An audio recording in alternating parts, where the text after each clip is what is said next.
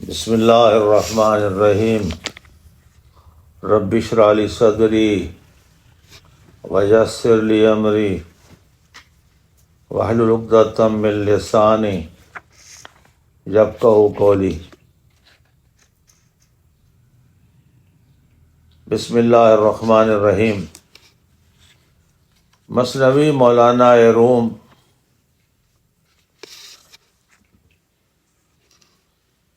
کا درس ہر سال ماہ رمضان میں مرکز اہل سنت جامعہ اکبریہ میاں والی سے نشر ہوتا ہے، اور یہ جامعہ اکبریہ کی فیس بک، یوٹیوب پر دیکھا جا سکتا ہے۔ 2 بجے دن یہ آن لائن ہر روز نشر ہوتا ہے۔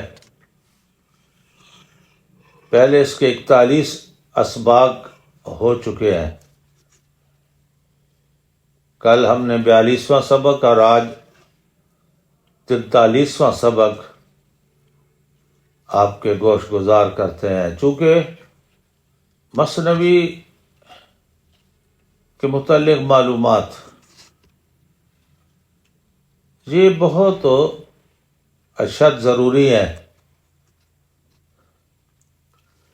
مولانا روم جنہوں نے شہرت پائی اور قرآن مجید کے بعد دنیا میں جس کتاب کے سب سے زیادہ تراجم ہوئے مختلف زبانوں میں، وہ مثنوی شریف ہے۔ اگرچہ مولانا آباء و اجداد کے طور پر خراسان کے رہنے والے تھے، اور آپ کے باپ، دادا، پردادا سارے صاحب علم اور صاحب معرفت لوگ تھے،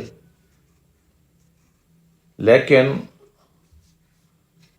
مولانا نے، جن کا نام جلال الدین تھا اصل، اس لیے نام کمایا کہ آپ خراسان سے نکل کر طلب علم کے لیے دنیا کے کونے کونے میں گئے، اور اللہ نے آپ کو جو خدا داد صلاحیتیں عطا فرمائیں، اس کی وجہ سے آپ کو اس وقت کے کیقباد بادشاہوں کا قرب حاصل ہو گیا، اور ان لوگوں نے آپ کی ذات میں علم کی شعاعیں دیکھتے ہوئے، اور چونکہ وہ خود بھی صاحب معرفت لوگ تھے، تو انہوں نے مولانا کی حوصلہ افزائی کی، اور پھر کونیا میں ان کو قاضی القضات کا منصب عطا فرمایا۔ مثنوی لفظی طور پر اگر دیکھا جائے تو 4 شعروں کے مجموعے کو کہتے ہیں مثنوی۔ ایسی مثنوی بہت لکھی گئی، پہلے بھی لکھی گئی، بعد میں بھی لکھی گئی، حتیٰ کہ مولانا روم کی نقش قدم پہ چلتے ہوئے علامہ اقبال نے بھی مثنوی لکھی۔ پہلے لوگوں میں بھی مثنوی بڑی پائی جاتی ہیں، لیکن جس مثنوی کو اللہ نے اجابت بخشی وہ صرف مولانا روم کی مثنوی ہے۔ میں جس بات کو سمجھتا ہوں کہ اس کا جو موضوع تھا وہ صرف معرفت الہی اور رضا الہی تھا۔ اس مثنوی نے کسی دوسرے مضمون کو ٹچ نہیں کیا، تو اللہ نے یہ اجابت بخشی کہ مومن کے دل جو محبت الہی سے معمور ہوتا ہے تو وہ انہوں نے اس کو جلدی قبول کیا، اور پھر اس میں اثر آفرینی بھی تھی، اس میں اثر آفرینی بھی تھی۔ مولانا تو اس وقت بھی علامہ اور مولانا تھے جب شاہ شمس تبریز سے ان کی ملاقات ہوئی، تو آپ پڑھا ہی رہے تھے نا. عام روایتیں مختلف ہیں، میں وہی روایت لے رہا ہوں جو معتبر ہے. تو اللہ جب کسی کو ہدایت دیتا ہے، اللہ جب کسی کو صراط مستقیم پہ گامزن کرنا چاہتا ہے تو اس کو غیب سے کوئی نہ کوئی ایسا معلم بھیج دیتا ہے جو اس کی طبیعت میں انقلاب پیدا کرتا ہے. تو شمس تبریز کو بھی مولانا کے لیے بھیجا گیا. عام روایت کے مطابق آپ پڑھا رہے تھے تو وہ ملنگ کی صورت میں آ کے کھڑے ہو گئے، تو کتابوں کی سنتے رہے، وہ پڑھاتے رہے جامع مسجد میں. تو آخر آپ نے پوچھ لیا کہ یہ چیز یہ کیا ہے. ظاہر بات ہے قاضی حرکزاد سے کوئی پوچھے اور پوچھے بھی ملنگ تو پھر اس کا تو جو ہے نا غصہ یا اس کا جواب یہی ہونا تھا کہ یہ وہ چیز ہے جو تو نہیں جانتا، آج کے تو نے میدانی. تو اس باب ملنگ نے وہ کتابیں اٹھائیں، 7 تالاب تھا اس میں پھینک دیں، اور ظاہر بات ہے وہ زمانہ کو پریس کا تو تھا نہیں، کتاب کلموں کی لکھی ہوئی تھی. ہائے ہائے مچ گیا. ہاں جی، طالب علم مارنے کو دوڑے کہ اس نے تو ہمارے عمر کی کمائی برباد کر دی ہے. تو آپ نے جب ان کی بے قراری دیکھی نا تو پھر آپ نے ہی اسی تالاب میں ہاتھ ڈالا اور وہی کتابیں نکال دی اور جھاڑا تو وہ خشک کی خشک تھی. تو مولانا روم نے کہا یہ کیا ہے، یہ چیز یہ کیا ہو گیا؟ تو انہوں نے کہا یہ وہ کام ہے جو تم نہیں جانتے. بس اصل میں اس فکرے نے مولانا کی زندگی میں انقلاب پیدا کیا، پڑھنا پڑھانا چھوڑا. شاہ شمس تبریز تو جنگل کی طرف روانہ ہو گئے، اور یہ جو ہے نا ان کے پیچھے روانہ ہو گئے، دل دے بیٹھے تھے. اور اس طرح انہوں نے پودا، وہ استعداد اور سب چیزیں چھوڑ دیں اور شاہ شمس تبریز کے مرید ہو گئے. آپ کہتے ہیں کہ میری تکمیل انسانیت اس وقت ہوئی جب میں شاہ شمس تبریز سے وابستہ ہوا. پہلے میں کال کی دنیا میں تھا، اور جب میں حال کی دنیا میں آیا تو وہ شاہ شمس تبریز کی اس کرامت نے مولانا کو حال کی دنیا میں داخل کر دیا. اب یہ تو تھوڑا سا میں نے آپ کا تعارف پیش کیا تاکہ سننے والوں کو پتہ چلے. اکثر لوگ آپ کی تاریخ سے واقف نہیں ہوتے. تصوف کا ایک بڑا اہم مسئلہ ہے وحدت الوجود اور وحدت الشہود. اکثر صوفیاء جن میں علامہ ابن عربی شامل ہیں، دیگر صاحب الروح ہستیاں شامل ہیں، حتیٰ کہ امام غزالی میں بھی میں آتے ہیں، تو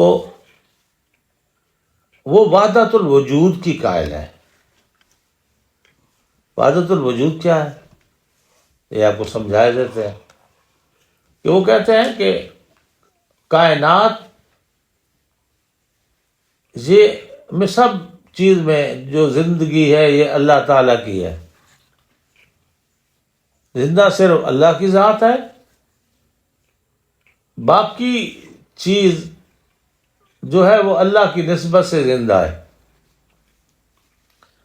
وہ لا الہ الا اللہ کا معنی کرتے ہیں لا موجود الا اللہ. کائنات میں کوئی اللہ کے سوا موجود نہیں ہے، اور وہ ہر چیز میں ذات باری تعالیٰ کا عکس دیکھتے ہیں. اور ایک فرقہ ہے صوفیاء کا جو وحدت الشہود کے قائل ہیں. وہ کہتے ہیں کہ کائنات میں جو بھی زندگی پائی جاتی ہے یا ہم ازوست کا تصور وہ دیتے ہیں کہ اللہ ہی کی طرف سے اس کو وجود ملتا ہے. وہ دوسری چیزوں کے وجود کے قائل ہیں لیکن کہتے ہیں دینے والا اللہ ہے. اب پہلی جماعت میں اور اس میں فرق ہے. پہلے تو کہتے ہیں ہے ہی اللہ کا وجود ہر چیز میں، اور دوسرے کہتے ہیں کہ نہیں، وجود دوسری چیزوں کا ہے لیکن اس کو اللہ دیتا ہے. اس کو کہتے ہیں وحدت الشہود. تو جو مولانا روم ہے نا، یہ وحدت الوجود والے ہیں. مولانا روم اسی لیے ان کی تعلیم کا مرکز اور محور وحدت الوجود ہے. تو آپ نے اپنی مثنوی کو جس ڈھنگ سے شروع کیا وہ بھی وحدت الوجود کی عکاسی کرتی ہے. آپ نے اپنی مثنوی کو بانسری سے شروع کیا ہے. کیوں بھائی بانسری کیا چیز ہے؟ آج کل تو بانسری بھی کوئی نہیں جانتا نا. پرانے زمانے میں تو وہ ہاتھ سے بنائی جاتی تھی. تین چار بند جو ہے نا بیت کے لے کر نا، بیت کی لکڑی کے، اور اس میں سوراخ کیے جاتے تھے اور اس کے ایک سرے سے پھونک ماری جاتی تھی تو اس سے مختلف آوازیں ان سوراخوں سے نکالنے والا نکالتا تھا. ہر شخص کا کام یہ نہیں تھا. اور اس بانسری کی آواز میں اتنا اثر ہوتا تھا کہ وہ لوگ جو صاحب درد ہوتے ہیں یا صاحب عشق ہوتے ہیں تو ان کی روح سے پھڑک اٹھتی تھی.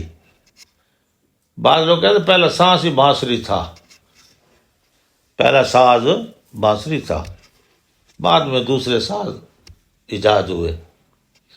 تو مولانا کے زمانے میں بھی جو مین ساز تھا وہ بانسری تھا.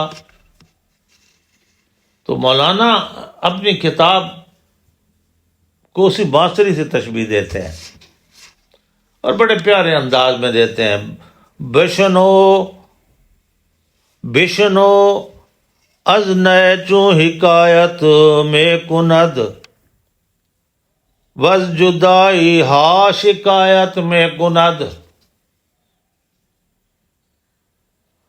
کز نیستاتا مرا ببری داند از نفرم مرد و زن نالی داند. آپ کہتے ہیں بانسری کو دیکھ اور اس کی بات سن. کیا کہتی ہے بانسری؟ کہتی ہے کہ مجھے اصل سے کاٹ لیا گیا ہے، میں تو اس بیت کے جنگل کی ایک لڑی تھی اور مجھے کاٹ کر اس اپنے وجود سے جدا کر لیا گیا ہے. اب میرے اندر جو سوز پیدا ہوا ہے نا، تو کہا اس وجہ سے میں روتی ہوں کہ مجھے اصل سے جدا کر لیا گیا. آپ فرماتے ہیں سینہ خواہم شرع شراز فراق تاب گویم شرع در اشتیاق. آپ فرماتے ہیں میرا سینہ جو جدائی کی وجہ سے ٹکڑے ٹکڑے ہو گیا ہے اور وہ فریادیں کر رہا ہے، میں اسی اصل کے عشق میں مبتلا ہوں اور اس لیے رو رہی ہوں کہ مجھے کیوں جدا کر لیا گیا. یہ تو مولانا نے آپ کو تشبیہ سکھائی. آپ فرماتے ہیں اصل جو انسان کے اندر روح ہے نا، یہ ازلی تھی، قرآن بھی تو یہی کہتا ہے نا کہ الروح من امر ربی، انسان کے اندر جو روح ہے یہ اللہ کا امر ہے. تو انسان کی روح تو اصل میں اللہ کے امر کا حصہ تھا. بات کہتے ہیں اللہ کے روح کا حصہ تھا.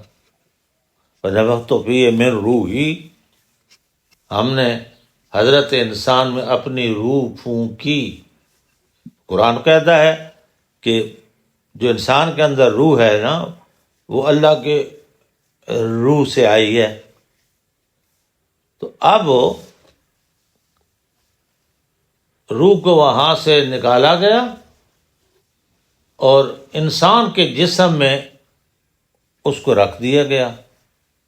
فرمایا یہ جو روح بے قرار ہے نا، مولانا اس تشبیہ دیتے ہیں، تو یہ جو روح بے قرار ہے نا وہ اس لیے بے قرار ہے کہ اس کا جو مقام تھا اس مقام سے اس کو جدا کر لیا گیا اور اس کو انسان کے جسم میں پھنسا دیا گیا، اور یہ اس لیے روتی ہے اور بے قرار رہتی ہے.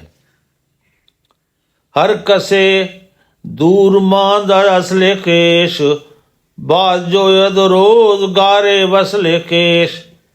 آپ فرماتے ہیں جس کو بھی اپنے اصل سے جدا کر لیا جائے، جس کو بھی قاعدہ کلیہ بنا دیا، جس کو بھی اپنے اصل سے جدا کر لیا جائے وہ ہمیشہ اپنے اصل سے ملنے کی تمنا رکھتا ہے. یہ ہماری روح بھی اگرچہ ہمارے جسم میں بند ہے، لیکن اس روح کی تڑپ اس لیے ہے، بے قراری اس لیے ہے کہ یہ اپنی اصل منزل کی طرف جانا چاہتی ہے، اور امر ربی اس کو اندر پھنسا دیا گیا ہے. تو فرمایا کہ انسان کے اندر جو روح ہے یہ امر ربی ہے، اور یہ انسان کے جسم میں پھنسا دی گئی ہے، اور یہ چاہتی ہے کہ جلدی اس کی جدائی ہو اور وہ خدا سے ملے. من بہر جمعیت نالا شدم، جفت خوشحالاں و بدحالاں شدم. فرمایا جب مجھ کو اپنے اصل سے جدا کیا گیا، کئی تو خوشحال لوگوں کے ساتھ مجھے بٹھا دیا گیا اور کئی بدحال لوگوں کے ساتھ بٹھا دیا گیا. میری ان سے کوئی نسبت نہیں تھی، لیکن خوشحال لوگ ہیں، نیک لوگ ہیں، ولی ہیں، نیک مسلمان ہیں، تو وہ روح کی خوشحالی کا خیال رکھتے ہیں. جو خوراک اس کے لیے وہی مہیا کرتے ہیں، جو راحت اس کے لیے ہے وہ اس کا سامان کرتے ہیں. اور جو بد حالوں میں جاتی ہے تو وہ روتی رہتی ہے. مولانا کہتے ہیں وہ بنسری کی طرح روتی رہتی ہے کہ ہائے مجھے اصل سے کیوں جدا کر لیا گیا، ہائے میرا اصل مقام کچھ اور تھا، مجھے اس نالائق اور اس جو ہے نا بد اعمال اور بد کردار کے ساتھ کیوں رکھ لیا گیا. سر من از نالا من دور نیست، لیکن چشم و گوش، لیکن از چشم و گوش را آنور نیست. فرمایا میری فریاد، بانسی کہتے ہیں کوئی سنتا نہیں ہے، میری فریاد جو ہے نا کوئی سنتا نہیں ہے. کیوں کہ نہ اس کے کان میں وہ نور ہے جو اللہ نے اسے دیا ہے، نہ اس کی آنکھ میں وہ نور ہے، نہ جنس کے ساتھ مجھے بٹھا دیا گیا ہے. اعضاء اس کے حق پہچاننے والے بھی نہیں ہیں. معرفنا کا حق کا معرفت کا، ہاں جی ہم نے اللہ کو نہ پہچانا جو اس کے پہچاننے کا حق تھا. وہ اس لیے نہیں، کان تو ان کے بھی ہوتے ہیں، آنکھیں ان کے بھی ہوتی ہیں، لیکن ان آنکھوں میں جو اللہ کو پہچانتی ہیں اور ان آنکھوں میں جو اللہ کو نہیں پہچانتی، زمین آسمان کا فرق ہے نا، زمین آسمان کا فرق ہے. ان کانوں میں جو کان اللہ کی بات کو سن کر سمجھتے ہیں اور جو کان نہیں سمجھتے، یعنی وہ تو بہرے ہیں. قرآن نے ان کو کہا جو ہے نا وہ تو جانور ہیں، جانوروں سے بھی زیادہ گمراہ تر. کیوں کہ جو اللہ کی بات کو ہی نہ سمجھے، کیونکہ اس کے اندر استعداد نہیں ہوتی۔ مولانا بھی یہی کہتے ہیں کہ یہ جو روح ہے نا، روح یہ بانسری کی طرح ہے، اور بانسری جس طرح روتی ہے نا، اس لیے کہ وہ بانسری کہتے ہیں میری بات ہی نہیں سمجھتا، پہلے تو مجھے میرا درد سمجھے نا، میں کیوں درد و فراق میں رو رہی ہوں، تو پھر وہ اس کے کان بھی سمجھیں گے کہ یہ کیا کہہ رہی ہے، اور اس کی آنکھیں بھی سمجھیں گی کہ یہ کیوں رو رہی ہے۔ اور جب اس کی زبان ہی نہ سمجھے، اس کی زبان ہی نہ سمجھے، تو اب مولانا جو کرتے ہیں نا تدرج، تن ز جاں و جاں ز تن مستور نیست، لیکن کسرا دید جاں دستور نیست۔ اور بات ہے بدن اور روح ایک دوسرے سے علیحدہ نہیں ہے، بدن روح کے ساتھ ملا ہوا ہے، روح بدن کے ساتھ ملا ہوا ہے، لیکن کسرا دید جاں دستور نیست، لیکن کوئی شخص روح کو پہچانتا ہی نہیں ہے۔ ہمارے جسم کے اندر روح بھی موجود ہے، آزاد جسم بھی موجود ہے، فرمایا اکثر لوگ روح سے غافل ہیں، جسم کی خاطر کیے جا رہے ہیں، اسے کھلاؤ، اسے پہناؤ، اسے سجاؤ، جسم کی خاطر و مدارت میں لگے ہوئے ہیں، لیکن میں جو روح اندر اصل ہے اس کی خاطر تو تب کریں پہلے اس کو پہچانیں۔ جب پہچانتے ہی نہیں ہیں روح کو تو پھر اس کا خیال کیسے رکھیں؟ یہ تو اللہ والے پہچانتے ہیں نا۔ آپ کہتے ہیں کہ آتش عشقست کندر نئے فتاد، جوشش عشقست کندر میں فتاد۔ فرمایا اس روح کو جب عشق الہی کی آگ لگتی ہے نا، تب اس میں درد پیدا ہوتا ہے۔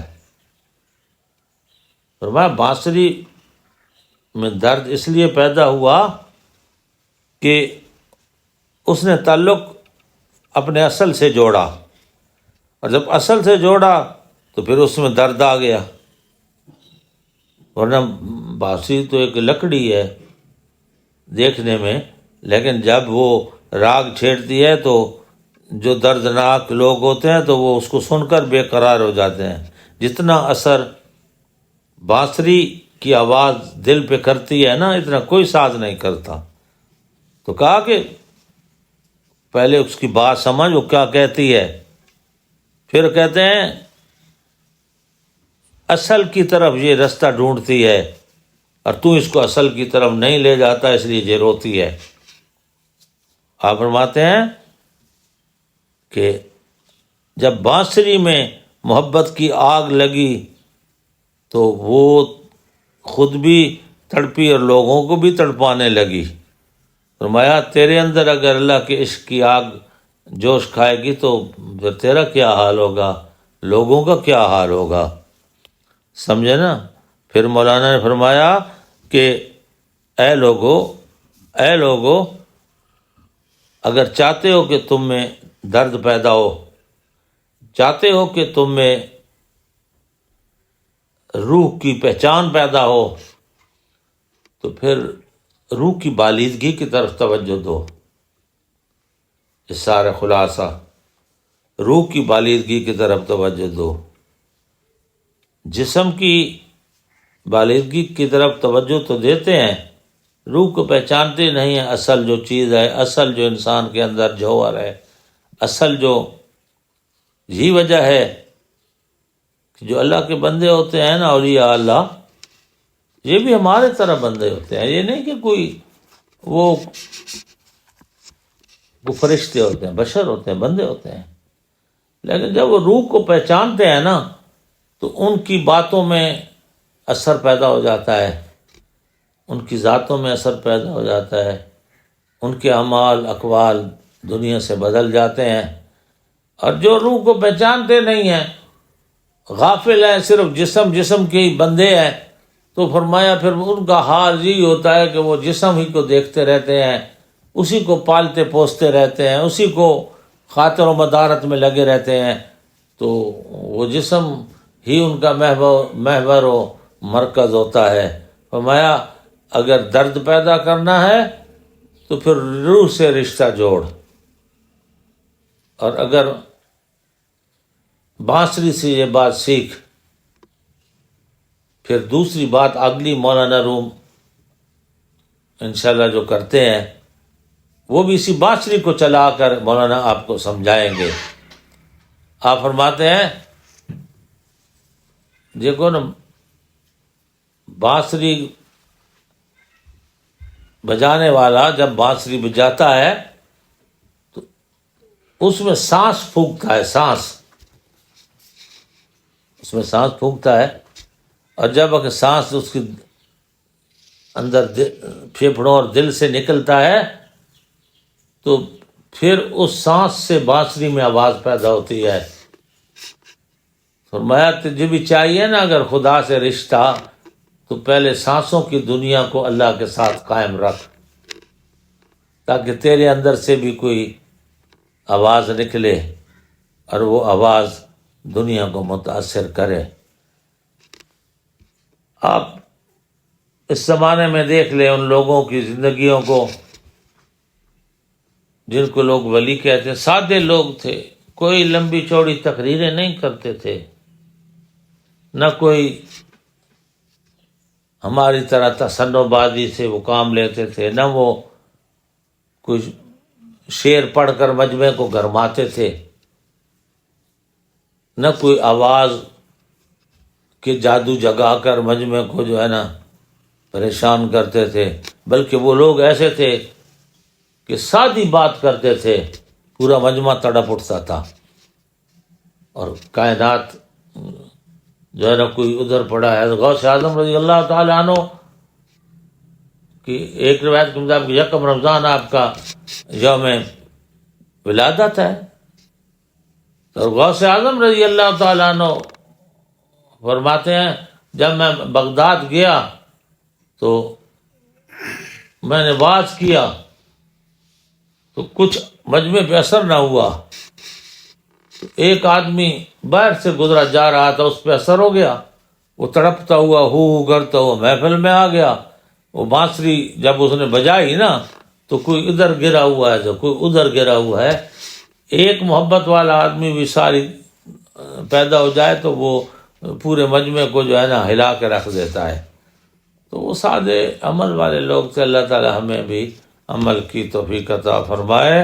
وآخر دعوانا ان الحمدللہ رب العالمین۔